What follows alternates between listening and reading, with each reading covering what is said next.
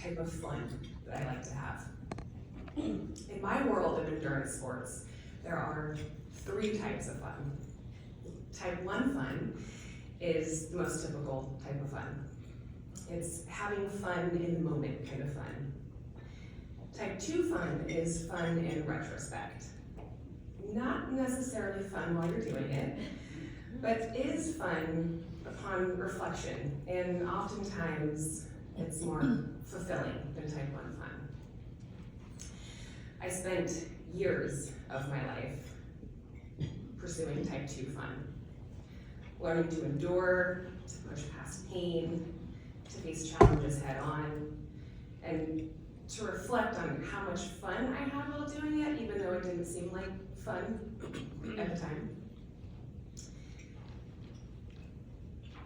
Endurance sports taught me how to break down overwhelming challenges into manageable pieces, how to focus on 1 mile, 1 pedal stroke, 1 minute at a time. And athletics were never my sole focus in life, but I learned a lot from those experiences, and those physical challenges helped shape me into the person I am today.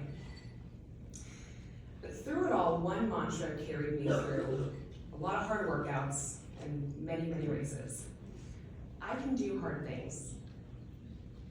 And I want to acknowledge every one of you in this room today, and on Zoom. Anyone could be up here telling their story, or on the cover of People Health magazine, which I got the privilege to do this last summer. So I'm truly honored that I was chosen to share this with you, but I hope that there are pieces of my story that resonate with you, where you find yourself saying, oh yeah, I've been there too. But we're here today because cervical cancer has touched our lives in profound ways. And days like today remind us how life changes, and the connections that we build make it stronger. And sometimes those changes are really unexpected, and I think cervical cancer is probably the most unexpected thing a lot of us have faced. I mentioned there's 3 types of fun. Type 3 fun isn't fun at all. It's not fun to do, and it's not fun to look back on. Being diagnosed with stage 2B cervical cancer was my first real experience with type 3 fun. On October 8th, 2021, I was 31 years old, sitting in a parking lot of a gym, 2 weeks away from my first full Ironman. And I received a call. You have cancer. It's a phrase that freezes time, that sears into your memory, and it completely shifts your reality in an instant. Before that moment, I was on top of the world, completely unaware that the ground beneath me was about to shift. So let me just paint this picture for you of the months leading up to my diagnosis. The summer before, I met the man who would later become my husband. By August, I was in the depths of that full Ironman training, a dream that I had been pursuing for years. In September, I qualified for the half Ironman World Championships, and I pursued some type 1 fun by flying to Spain to visit my husband where he was deployed. We drank sangria on the beach, completely carefree and really hopeful for our future together. Little did I know, a routine pap smear that I put off for a couple of years due to COVID would come back with an abnormal result and crack the foundation of that world that I was standing on top of. But that's the thing about cancer. It doesn't discriminate. I was in the shape of my life. I could swim for miles, bike for hours, run marathons, but there was no training that could have prepared me for doctors telling me about next steps, losing the possibility of carrying my own children, and what a tough road ahead it was going to be. I knew beating cancer was going to be tough. I didn't know how hard it was going to be. And so I had to shift my perspective, because there was also a time that I didn't know how hard running a marathon would be, or riding my bike from San Francisco to Los Angeles, or running 36 miles through the Grand Canyon, or navigating the Moab Desert for 14 hours on a bike. So like any borderline type 3 thing I had accomplished, I was gonna face cancer the same way, because I can do hard things. So I started treating cancer like an endurance race. But this time, my finish line was gonna be survival and remission. Following my diagnosis, I proceeded with my life as usual, just kind of with a twist.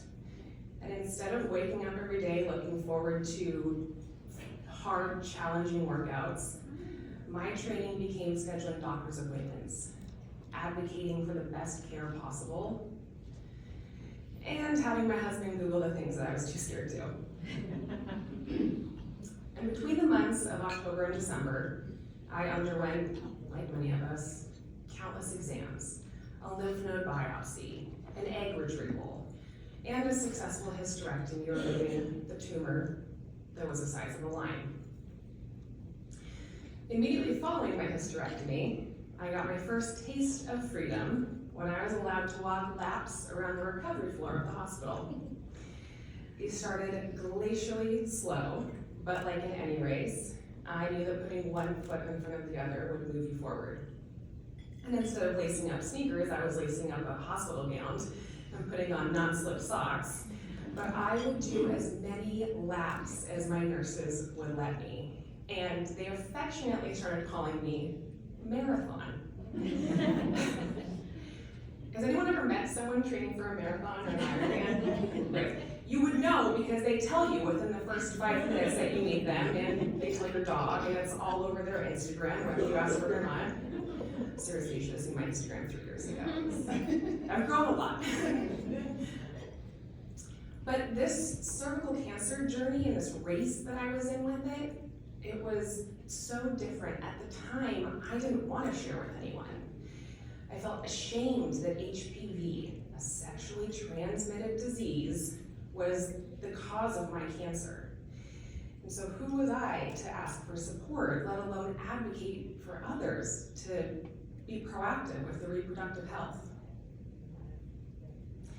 So when I learned that I would need 5 weeks of radiation post-cancer, and I learned that the radiation center was 1.5 miles from that very gym parking lot that I was told I had cancer in, I decided to walk to every appointment, 3 miles round trip.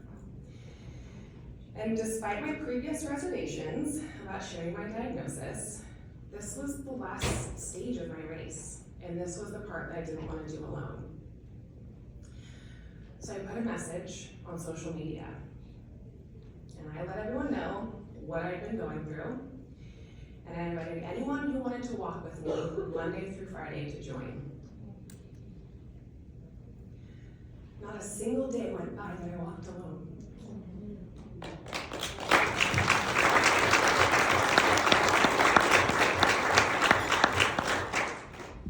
Friends, family, co-workers, and they showed up. Not with judgment or sympathy, but with strength. And walking with them reminded me of who I was before cancer and who I could still be. This phase of my training was just like every other end part of the journey. It was hard, and there were days that I did not want to do it, but I knew that it would get me closer to that finish line, and I knew that it was achievable because I can do hard things. Cancer, like any race, is just a hard thing. This grueling, unexpected challenge that tests you in ways that you never imagined. But just like the miles in an endurance race, it can be broken down into pieces, tackled one moment at a time, until you find yourself crossing that finish line. It doesn't define you, nor does it define the rest of your journey. Cancer was my race for survival, but it wasn't my final finish line. It was one chapter in a much bigger story that I still get to tell. And since that chapter's closed, I've gone on to face other hard things. At the moment, premenopause at 35. I went on to set new goals and to rediscover what I'm capable of. But that's the beauty of resilience, right? You move forward, you're stronger, you're wiser, and you can tackle whatever comes your way. Everyone in this room is in their own race, today, tomorrow, whichever way you choose it. And I want you to remember this. You can endure, you can overcome, and you can keep going. The road ahead will probably be rough, but there is always another finish line, another challenge to conquer. We can do hard things, and we can keep doing them. Thank you.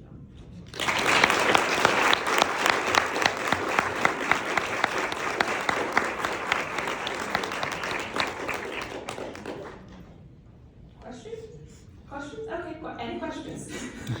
Sure, yeah. What is the endurance event that you did to kind of, after you finished all your treatment and did all your walking and everything, did you have something that you said, okay, I'm gonna run a marathon to prove that I can run a marathon? Before I was diagnosed, I was really proud of the fact that I could run a sub 2 hour half marathon, like any day of the week. And so I wanted to build back up to that. It took 2 years to do that again. But I will say the first finish line I crossed was a month after radiation. I wasn't in any type of shape to be towing a start line, and I did a gravel bike race. Took way too long. I cried during it because I was like, I'm not here, I'm being me again. But I think I just continue to look for new finish lines to cross. I'm an avid runner, and yeah, thank you for your question.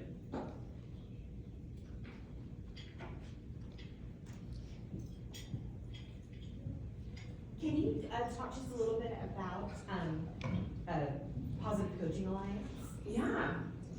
Yeah, so Positive Coaching Alliance is the national nonprofit that I work for as the Director of National Advancement, and we believe that youth sports done right can change lives.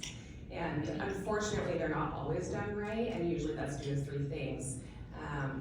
Coaches aren't trained, there's an uneven playing field, there's inequities and accessibilities in sports, and there's this poor youth sports culture. So at PCA, we train coaches, we level that playing field by building networks of key stakeholders and identifying those inequities and accessibility issues, and we change positive youth sports culture for the best, yeah.